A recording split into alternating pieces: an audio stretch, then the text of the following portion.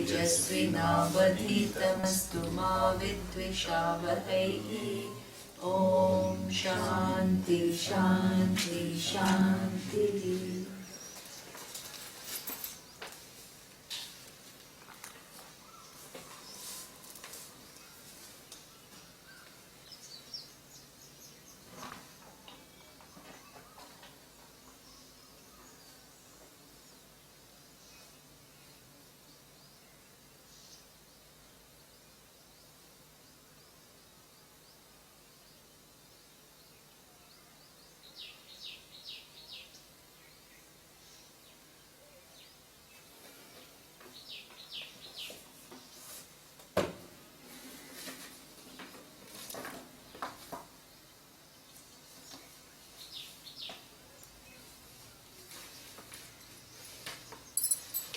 We saw in the last verse that Ramana Maharishi makes a distinction between absorption of the mind and resolution of the mind. The other one is relative, the absorption is relative, and the resolution, or what he calls vinasha or destruction, is absolute. Okay? Now what we saw is that anything you achieve to resolve your mind, starting from the breathing to quieten your mind, it will come in the category of what? Karma. Okay? So that means it's resolved for how long? 15 minutes, half an hour. Then again you go back to activities and again it is agitated. Okay? Similarly, you will find that you do any practice, even meditation practice, for that period of time, it will be very quiet, very composed, but people find it impossible to retain that composure or that quietness throughout the day. So that means it is something which is based on karma, where you find a temporary resolution, but again it will become agitated, then again you have to do some practices to keep it composed. Okay? Even if you do resolve your mind through reducing the conflict, through living a life of dharma, okay, it is still going to be a partial resolution, because at times you still feel, when things don't go your way, you feel that you are upset. Okay? So this is something that it's never going to be anything which is done through actions to keep your mind under a certain amount of tranquility is something which is done through effort, and it is relative in nature, because the mind's nature is such that it will move again and again you'll have to do something to keep it resolved. Okay? Now here he contrasts that to vinasha. Okay? Vinasha literally means destruction. Okay? But we are not talking about literal meaning of destruction. How will you destroy your mind? You cannot destroy your mind. As long as you are alive, this is a faculty that you are born with. Okay? This is the greatest blessing that Ishvara has given to us. There is no need to destroy it either. Okay? So here, destruction cannot be taken literally. What you have to understand is, destruction here means understanding its mithyatva, understanding its relativity. Okay? Once you understand, if the desk were to understand all that is here is wood, do you need to physically destroy the desk to understand that all that is here is wood? No. You don't need to physically do anything, but in your understanding, once the relativity of desk is understood, you no longer take the desk as absolutely real. You continue to use it like you still use it to keep all your objects. It has a name, it has a form, it has a function, there is no doubt about it. But in terms of reality, forever you have understood that this has a dependent reality, whereas wood is the Satya. Okay? Once that understanding is taken place, it's clear. Okay? So this is what he is saying, that the mind, when it understands its own relativity, no matter how many thoughts you have, Each thought is nothing but awareness with a given name and form. Given name and form, one thought is replaced by another thought. Another name and form comes. Same awareness as though takes on another name and form, which has a given function. It gives us certain experiences which are very unique to us, which have a huge impact on us. Okay. Each of this thought goes, the content of every thought is awareness. If you understand that, and awareness is free from characteristic of any given thought, then the mind's relativity is understood forever.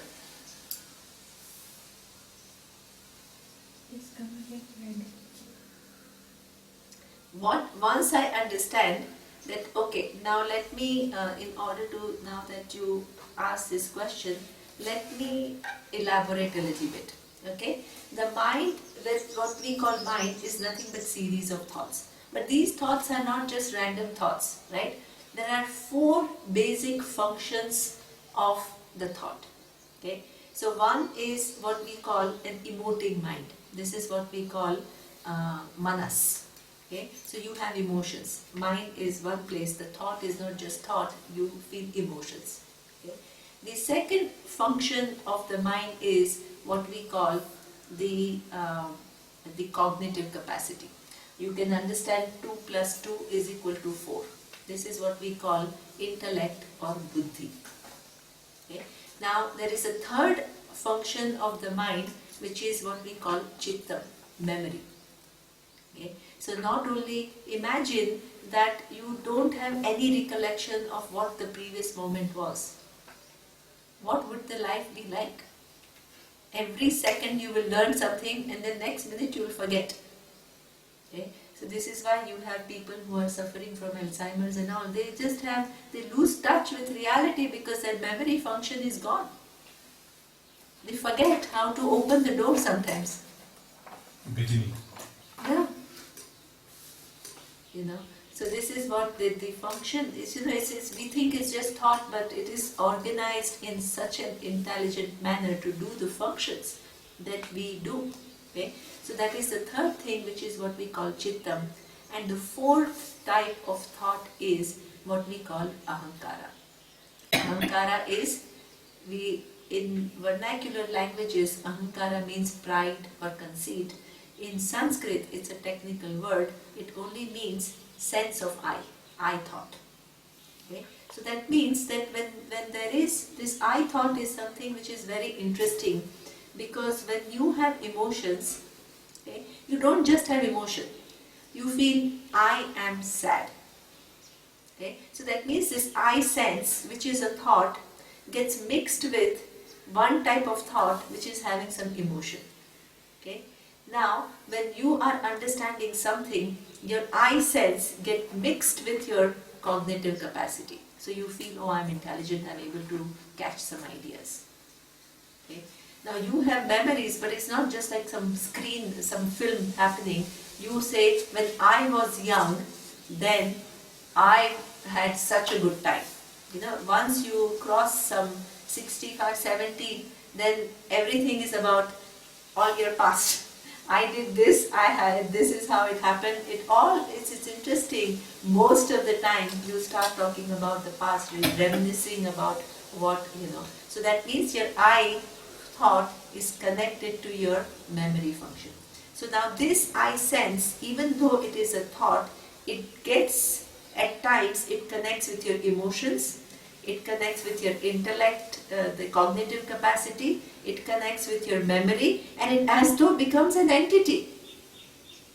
And it becomes an entity which is every experience that you go through, it creates a certain impression in your mind, memory stores it. Then next time when the situation arises, you retrieve some parts from that memory to kind of see how you should act.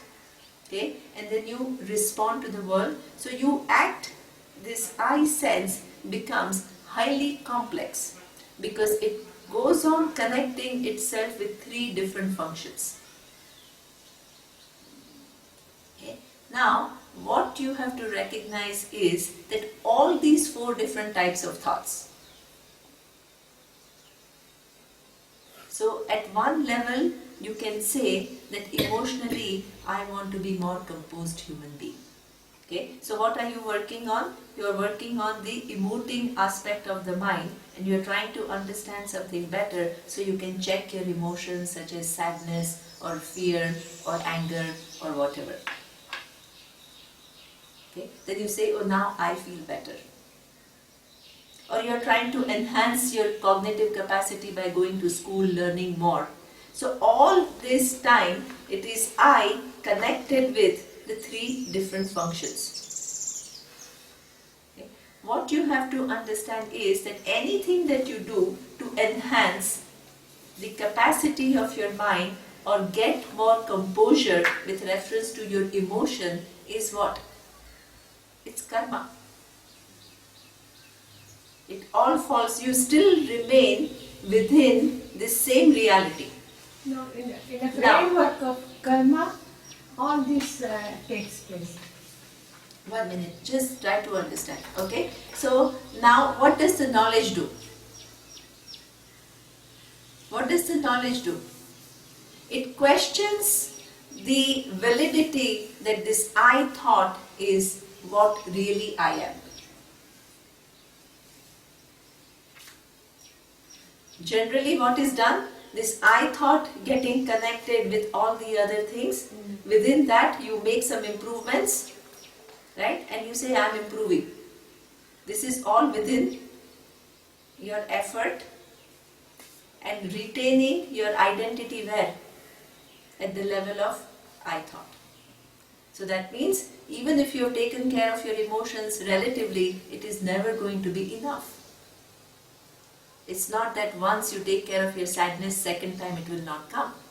Or once you've taken care of your fear, second time it is not going to come. Okay? So this is where you operate.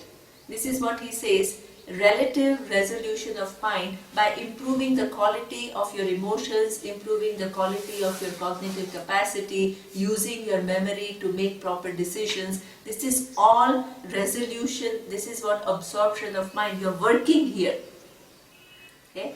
Now knowledge, what are you doing? In knowledge, you don't continue this cycle. You question the very assumption that this I thought is really who I am. Whether it is I thought, or it is thought related to my emotion, or it is a thought related to the intellect, my cognitive capacity, or my memory, all these thoughts are just different forms. All different forms. Different. In terms of function, in terms of shape, but in terms of content, what is it? It's all one part.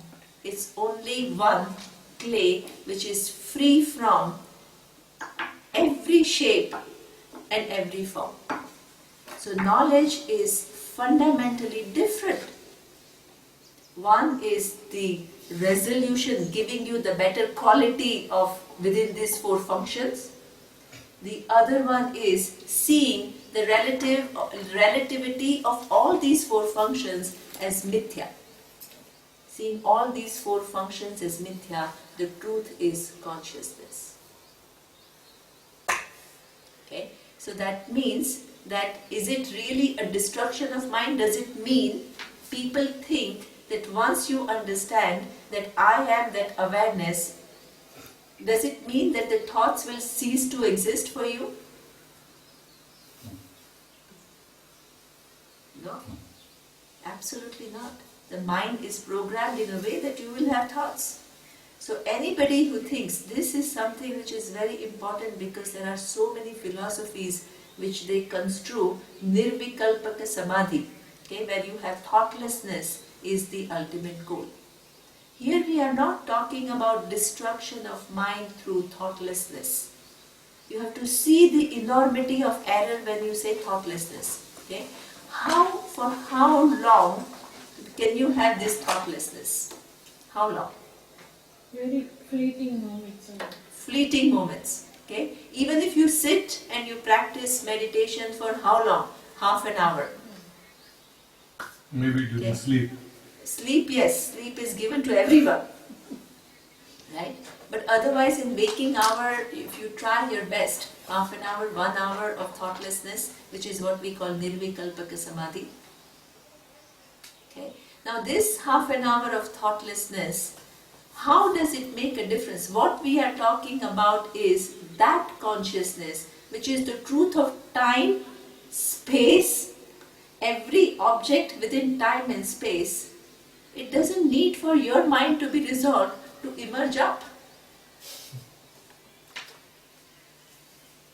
It is something which is present always. Okay? So this knowledge does not mean thoughtlessness. Knowledge means that understanding this I thought, which I thought was the reality about me, is now understood to be mithya. Is understood that there is this awareness which is the truth of not only I thought but all the other thoughts, and itself is independent of all four. Once that is understood, will you ever make the error again? There should be a constant reminder like that. No, because it is not subject to memory. 1 second. This is very important. Yes, you need to listen to this teaching to be able to understand clearly what it says, because we are listening to Vedanta with lots and lots of notions about what we have heard before, what we have thought about before, and when the words are coming to us, we don't receive them as they are meant to be received. We see them through our own filters, which create some other concepts rather than seeing what the Shastra wants you to see. Okay? So therefore listening again and again is something which is very necessary.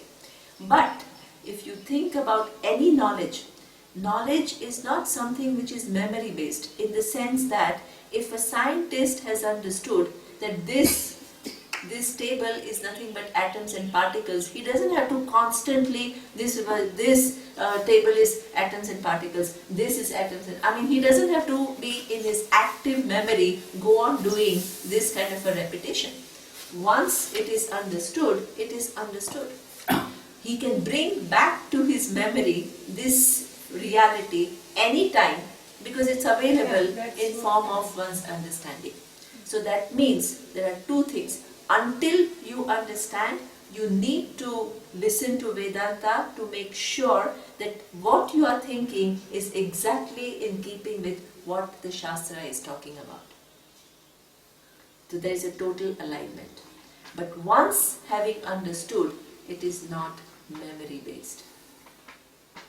Okay? It is not something you have to constantly keep on telling yourself, I am not the mind, it's understood. That relationship is inquired into and understood forever.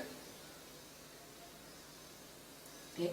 So this is what he says, there is a complete almost vinasha, destruction through knowledge, by understanding its own relativity. Okay? Now, the next. That this whole relationship he re-explains in the 14th verse, which says, Prana bandhanat lina manasam eka chintanat nasha metyadaha. Okay? So here he says that he distinguishes the practice of the mind that has gained absorption by discipline of breathing is resolved only once, and for all by contemplating on the one and non-dual self. So that means that what you do through practices will only give you what? Temporary absorption. But what you understand through knowledge of non-duality is permanent. Exactly. It is not subject to change anymore, because that awareness, is free from anything that happens in the mind. Okay? So this is what he says, that is the only thing permanent. But actually what is interesting is that in order to understand that reality, you have to start somewhere. And many times we all start with some practices. Generally we are all attracted to some practices. So here breathing is what Ramana Maharishi talks about. But we all, you ask anybody what all you have done so far in the arena of spirituality. You all may have gone to many different things and attended many different courses, seminars, absorbed many different ideas. Okay? They all helped you. It's not that they are they're totally useless. Not helping, it's confusing. Sometimes it's confusing, Yes. sometimes it is helping partially. Partially. Okay? It depends. You're right. Okay? But you can't call it totally useless because all these experiences finally brought you to Vedanta. Very few people will start directly with Vedanta. Okay? Anything that you have done in form of whatever that spirituality, it can become a big help in making you come to Vedanta, which is the ultimate. But there can also be, it can also become a block, as what you were saying, that it is, it can confuse you. Sometimes what can happen is, when we listen to some ideas and we don't know much, and we get attracted to those ideas. Not only we get attracted to those ideas, but we get enamored by personalities that are behind those ideas. So that means there is some emotional investment in some people, in some thoughts. Okay? When I have emotional investment in some kind of thinking, then when this teaching comes, it contradicts what I have been thinking about. If you are honest, you will examine and you will see which one makes more sense. But if you are driven by the power of that, some past conditioning that you have, and you want to prove that right, and when Vedanta contradicts that, you can't handle it. It is one of the biggest blocks in learning. Okay? Swamiji says that, he used to say that sometimes people have listened to thousands of things and they come. And then when they listen to Vedanta, many of their ideas and preconceived notions are all shaken. For them, it is a big devastation. That their ideas, their pet concepts with which they have been living life, thinking that they are getting more evolved, they are more spiritual, are all getting collapsed. And how it comes out? Sometimes in form of anger with Swamiji. Because very few people have the honesty in saying, let me examine if it is right or wrong. If it is wrong, what is the point in holding on to it? Okay? That much it requires, just the fact that you're here is not enough. What goes on while listening to Shastra is something which is of critical importance. How much is your mind able to look into honestly what is being talked about and weigh it with what you have understood so far and have the honesty to give it up if it is shown to be not valid.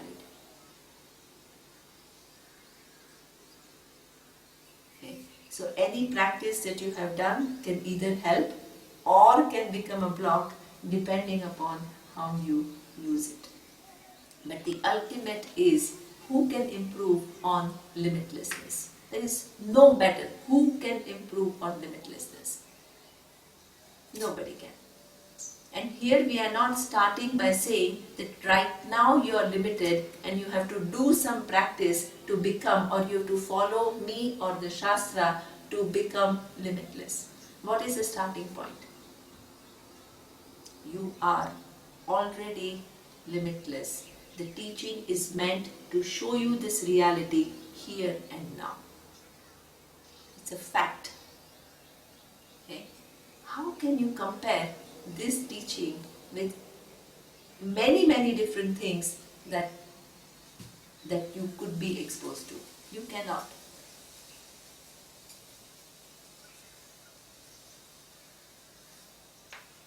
Okay. So this is something which is power of truth. The power of truth is you have to be a good recipient to hold the truth in your mind. So anything that you do to prepare your mind is karma.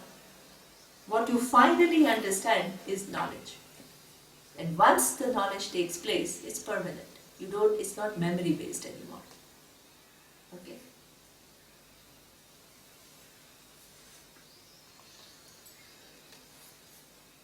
So the next verse, which is 15th, it says, Nashtamanasa utkrashtaha yoginaha krutyam astikim swasthitim yataha.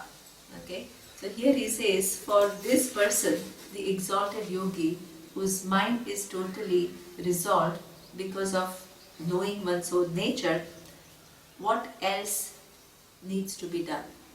What else is need to be done? Okay. Now here it's something which we again have to understand clearly. Go back to our Purushartha. We started by saying what are we looking for. So that means what we are ultimately looking for is fulfillment, and all the karma that we have done in the form of artha, dharma and kama are not giving us what we are searching for. So the solution is knowledge. What is the nature of knowledge? That I understand. It's not just kind of some relative feeling of well-being or anything. It is understanding that I am truth of time, space and the whole universe. The consciousness is the truth of time, space and every object in the universe is what I discover about myself. Having discovered that, what else remains to be done? What else? Nothing. Okay. So, there is nothing else to be done, but does it then mean that the person will leave everything the minute the knowledge takes place? The person will run away to Himalaya and sit quietly because say that I have nothing to do anymore? No. You will continue to be in the world. Exactly. You can continue to live here, okay, and you can continue to engage in the world, but the quality of engagement is totally different. Before, you are searching for fulfillment by engaging. Now, you are engaging, expressing your fulfilled self. You are free. You are free. What makes you free is your knowledge of what is what. Okay? And when you are free here, when you don't have any demands from the world, then things will happen for you. Things will get accomplished through you. You become an instrument for this Ishvara, all intelligence, to accomplish things. Because you don't have any personal agenda anymore. Okay? So that means that you have nothing else to accomplish does not necessarily mean that you will cease to do activity. But these activities are not out of lack, but they are out of your fullness, expression of your fullness. Okay. You see, Lord Krishna, he is in midst of activity. He is ruling the kingdom. He is all the time, engaging with his cousins, Pandavas, and trying to fix many things. His life is very full, like many enemies he has, they hate him. So every second of his life is in midst of activity. But what makes him, why do we all worship him? Okay? What is the knowledge of what is what. There is a total lucidity. If you can live that life with lucidity, things don't bind you. Things bind you because you get bound by them. You give them the capacity to bind you because they become too much for you because of your lack of understanding of things. But once you understand things, nothing binds you anymore. And you can In fact, what people say is that the wise person can become not only the teacher of this reality. Imagine every wise person would retire, who will be there to pass on this teaching? Okay. So not only the teaching, but also the personal transformation that the people have to go through. The wise person becomes an instrument to all of that. And this is why in our Indian traditional structure, you would have kings, and then you would have all these rishis who are living outside. They are not in the kingdom, they are living outside in the forest. But the kings come to those rishis for advice. And the king falls on the feet of a rishi. What does he have? In terms of, he doesn't have a big palace. He doesn't have all these hundreds of people working for him. He's a simple person living a very simple life, but he is pujaniya. What is it? What is it that people respect him for? For the knowledge. For the knowledge. And the more the king who is ruling the kingdom, who has all these responsibilities, okay, chooses to go to this wise person to embellish his mind with proper attitudes, okay, the more it will help the society. In the modern context, these kings are who? The politicians. Either politicians or corporate leaders who have responsibility. They somehow influence life of many. If they come and they re-understand things from a totally different perspective, how many people are going to benefit? How many? Many. Okay. So the wise person does that, because what do you lose? You only contribute, you become a contributor. So this is something which is important, because otherwise it will seem that he has got nothing to do, so therefore he will just leave everything and he will retire and go away. It is not true. He will not do things out of lack, but out of one's fullness. When you have that fullness, then you become an instrument for Ishvara to accomplish certain things. And you can be very active doing that. Okay?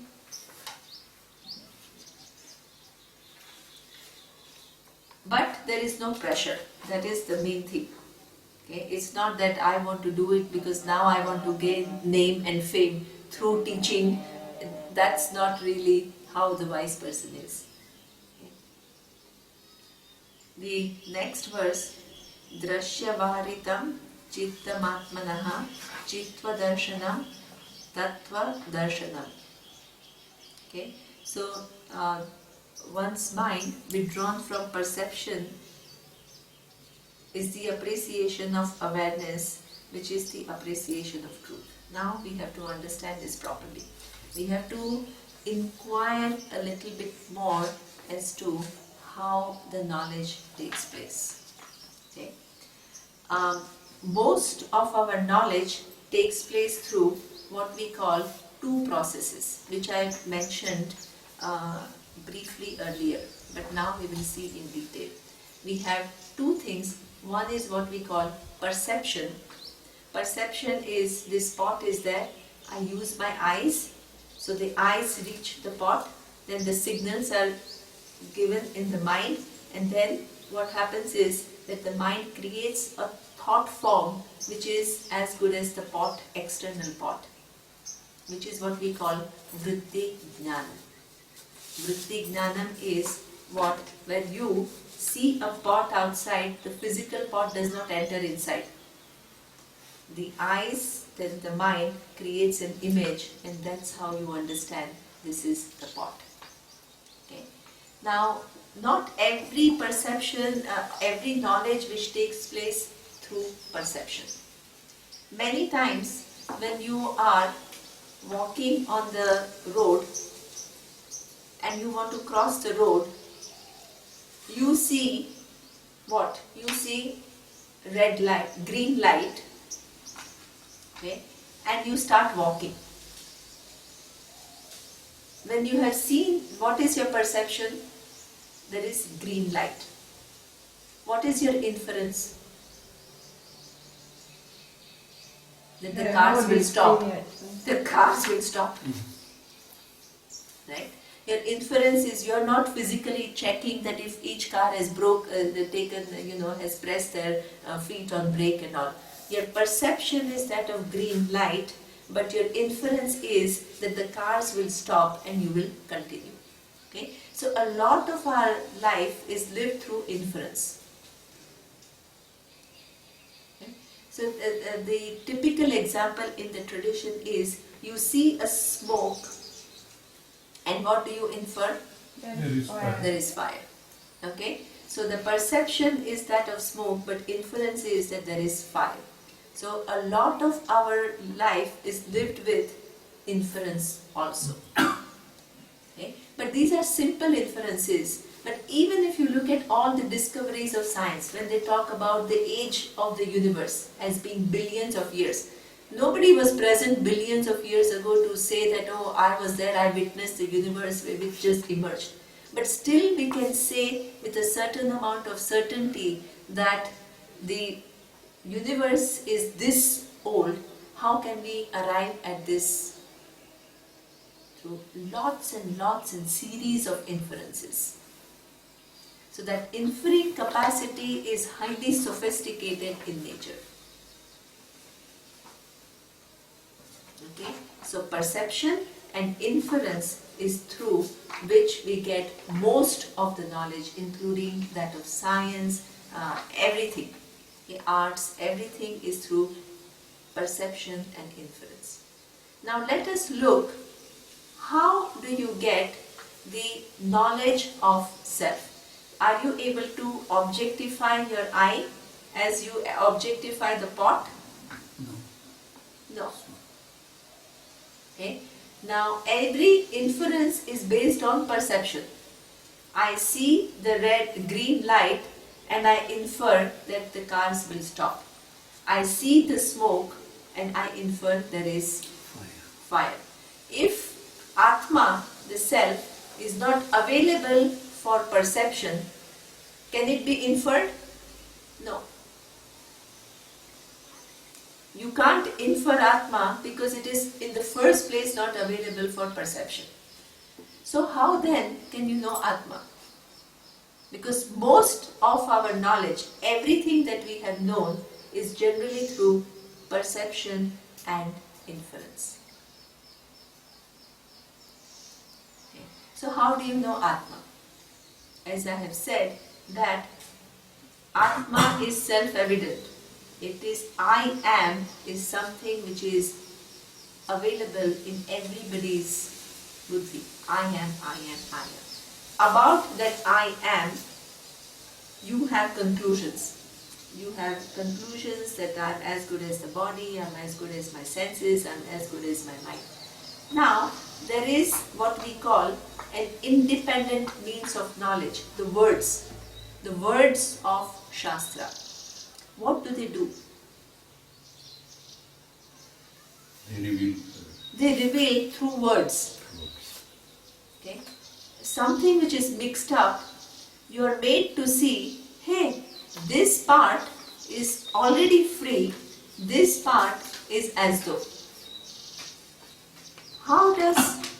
Where does all the processing take place? All this undoing of the entanglement, where is it done? It is in your mind. You figure out. Okay? Ultimately, what happens is, you figure out, you give up this ignorance, you give up that ignorance. This is where you say you have to have repeated Shravana. Okay? So what Shastra does, there are three processes which are going on. One is Shravana. What is Shravanam? You listen to what Shastra has to say. But it is not just listening, it is what we call Tatparya Nishchaya. Tatparya Nishchaya means you try to see what these Shastras are talking about. What is the intention of Shastra? Many people can be looking at the book and they all can conclude something different, that this is what the book is talking about. So there is certain method through which you say, now let us see if this is the truth in the first place, and if it is so, what it is revealing. And truth is defined as that which cannot be contradicted. That remains as truth. Okay? So there is this whole process of Shravanam. Then you say, okay, I understand that Shastra is talking about my being Atma, being Brahman. Brahman means big. Let's understand what is Brahman. Brahman comes from Dhatu, the root, Bruhi, big. How big? Generally, when we use the word big, it is used as an adjective. Okay? So that means if I say big mountain and if I say big flower, the bigness that it conveys is very different. Okay? Big mountain is much bigger than big flower. Okay? But when I use the word just big, not as an adjective to any given object, but as a noun itself, what does it mean? There is no limit to that bigness. Okay? Atma is limitless. Now, if Shastra just made this statement, Atma is limitless, and you're all going home thinking, I am limitless, and you have your own idea of what is limitlessness, and you have your own imagination of what that limitlessness is, and you start thinking that I am limitless, that would be a greatest disservice. Even though this is the truth, it is not understood correctly at all. Okay? So Shastra not only tells you this is what is the final truth about you, but it shows you how. There is a whole sophisticated, evolved methodology to make you see this reality about yourself here and now. So there is no ambiguity. It's not that E is equal to mc square, you understand the way you want, I want to understand the way I want, we all go home happy, thinking, oh yeah, okay. It's not like that. When it comes to truth, I have no choice but to understand things as they are. My own conceptions of how things are have no place whatsoever, because they don't form reality. Reality is what is. Okay? So removing your doubts about what Shastra is saying is this whole process is called Mananam. And finally, what we say, Nididhyasanam. Nididhyasanam is contemplating on that reality, seeing that reality when I am quiet sometimes, and seeing this whole fact, bringing it to my mind, bringing this whole teaching, the whole logic, seeing this, weighing it through my conclusions, giving up my conclusions, so that this knowledge shines as clear as a crystal is what we want. Okay? So there is these three processes of Shravanam, Mananam and Nididhyasanam. And Shastra, through the words, reveal to us what this knowledge is. Okay? And this is what he says, that the perception is not going to give you this knowledge. It is the awareness of what is through an independent means of knowledge which is going to give you this knowledge. Okay? But it requires Shravanam, Mananam and Nididhyasanam. Is consciousness and awareness are same? Yeah, they are used Same. interchangeably. And consciousness Yes. and awareness, that's above time and space, right? Yes, I will show you how. Right. Yes, that inquiry will come. Okay. Yeah, yes. It is something which is the very truth of time and space. We will see a little bit. That's beyond time and space. It is not. It is being the truth of time and space that we will analyze. Okay. Huh? There is a whole process to make you see that. Okay. It will come. Okay. Manasam tu kim margane krute naiva manasam marga arjavat. Here he says, when an inquiry is undertaken as to the nature of mind, it is found that indeed there is no mind, since it is the most direct inquiry. Now here is another thing that we have to discuss, which is very important. Okay? Many people think that the study of Shastra will give you a theoretical knowledge. Okay? And through meditation, you make it into real knowledge, direct knowledge. So that means you need some experience. Okay? This is a very commonly held belief. This is not what the tradition is talking about at all. Okay? You have to see how. The knowledge works in a way that if the rule is, there is direct knowledge if the object is available to you. So for example, if I'm explaining to you what you don't know what this flower is, and I'm explaining to you this is this flower, this is the tree from where it comes, what kind of knowledge will it be? Direct or indirect? Indirect. Direct, right?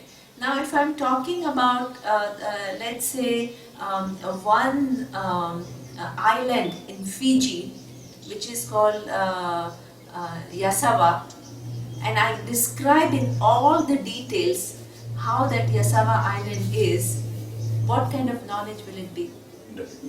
Indirect knowledge. Okay? So what decides whether something is a direct knowledge or indirect knowledge? When I experience. When something is available for me right now, it will always bring me direct knowledge. When something which is not available, it will give indirect knowledge. Then if in case in the future I go to Fiji and I go to Yasawa Island, then it becomes what? Direct knowledge, right? About I, can there be indirect knowledge, theoretical knowledge? I. Why? Because I is never away from you. It is never, it's only one thing that you can never be away from.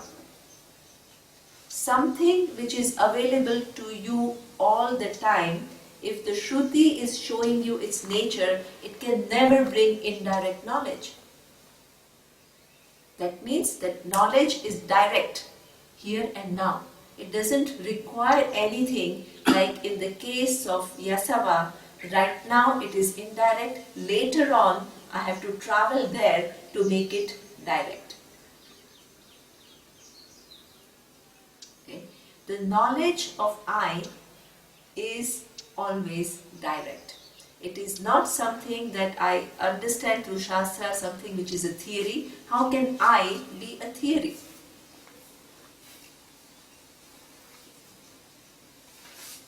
Okay. And what is this so-called practice we have seen? This so-called practice of sitting half an hour. Yes, if I am contemplating on the truth and in seeing again and again what Shastra is talking about, it is certainly one of the means through which I understand Shravanam, Mananam and Nididhyasanam. But it is something to make me see what it is. But it is not something which is converting something which is theoretical into real. No. When I see the limitlessness of I, it is true for me. Okay? And any experience, let us say now, because people talk a lot about, oh, you have to experience it. Can Atma, which is limitless, which is the truth of time and space, be captured by one little experience that you have, which is so infinitely small in time and space? Can the limitlessness captured in one experience?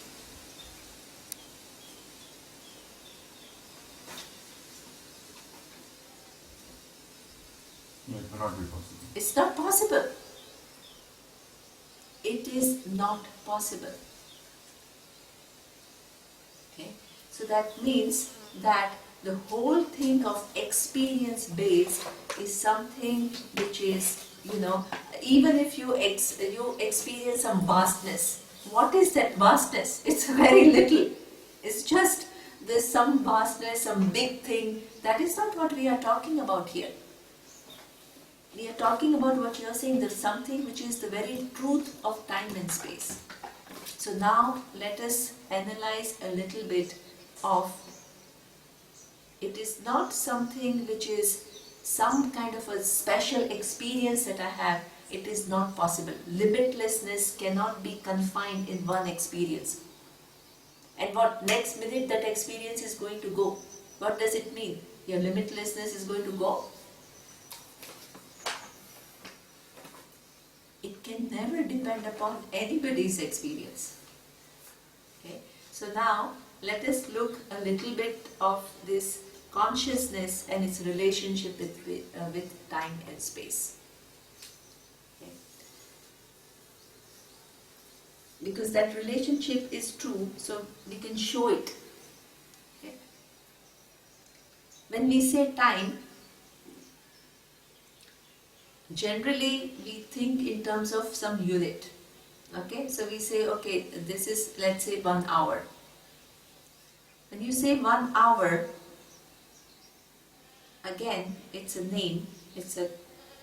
I say this 1 hour is nothing but 60 minutes. Okay, so 60 minutes, arbitrarily we give another name called 1 hour. Okay, so 1 hour is nothing but 60 minutes. 1 minute is nothing but what? 60 seconds. 1 second is further broken into microseconds, nanoseconds, and it goes on and on and on and on. When I look into the truth of time, the time goes on infinitely, reducing further and further and further and further in terms of units. There is no end to it. What Vedanta says is that in fact there is an existence which you want to then capture by time. So there is this existence which is the very truth of time, through time you are trying to capture it. Okay? So this existence which is consciousness is the very truth of time, because time, when I look into it, it becomes only a concept. After a while, the units become so small that there is no tangible unit anymore. It is just a concept.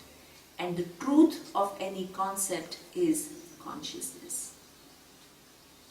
So there is this Ishvara, the intelligence, which is as though bringing about this whole time in which the whole universe exists.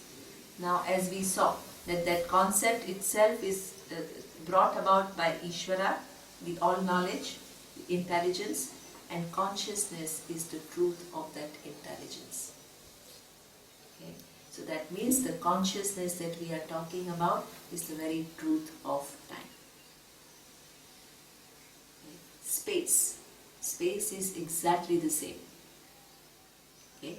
Generally, in fact, we don't even, before we had to do this big job of proving this. Now Einstein's theory shows clearly that time and space are relative. For a long time, humanity believed that time and space are something which are absolute, within which everything moves. Then what he showed is that it is relative in nature. Okay? But just for our understanding, let us simplify and see how we can understand space also to be relative. The consciousness depends upon, the very space depends upon consciousness. Okay? So now here you take, generally what happens is that between two objects, what we say is space, right? So that means that the distance is measured through some kind of a unit. So you say there is maybe 1 foot difference, distance between I and the Surya who is sitting next to me. Okay? Now again, what is 1 foot? How many 12 inches? 12 inches. 1 inch. What is the unit? Again divided by 1. Engineer. What is the unit? It is divided in 2 fractions, Huh. by 8 in US and by 12 in India. Okay, no, but the inch itself, what is The division of inch is called a sooth. sooth? Okay, so Gujarati also it is. okay, sooth. So then within that, so it goes on and it goes on and it goes on. Okay, ultimately it is just the concept. And that concept, how did it come about? There is an intelligence. And consciousness is the truth of that intelligence. Okay. What is interesting is that between these this is a finite distance of 1 foot. How many points are there? Infinite points. How can infinite points produce a finite distance? Okay.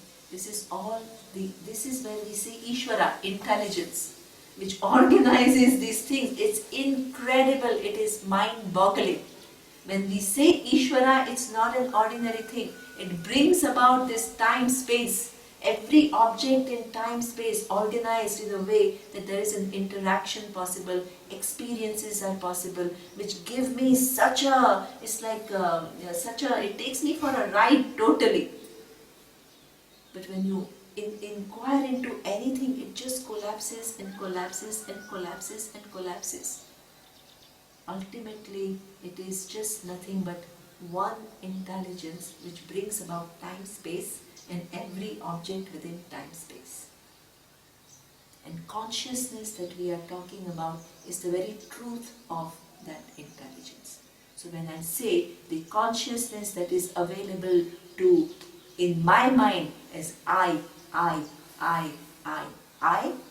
is that truth.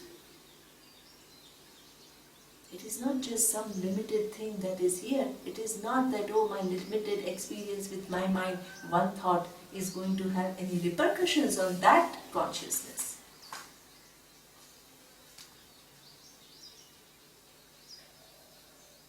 Okay.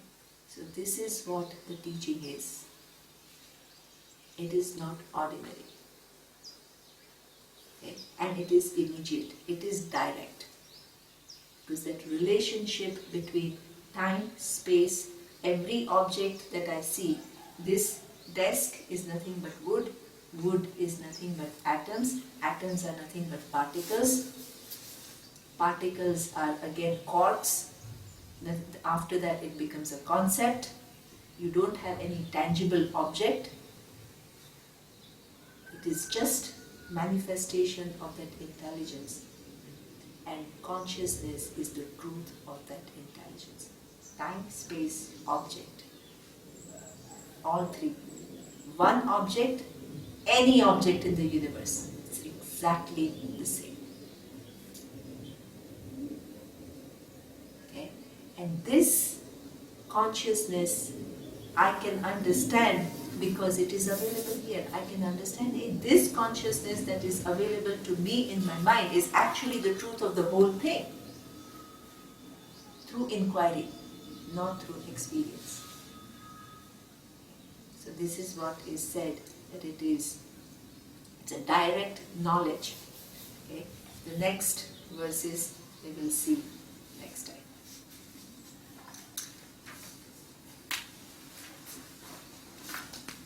Om Purnamadah Purnamidam Purnat Purnamudachyate Purnasya Purnamadaya Purnamevavashishyate Om Shanti Shanti Shanti Om Shri Guru Pyo Namaha Hari Om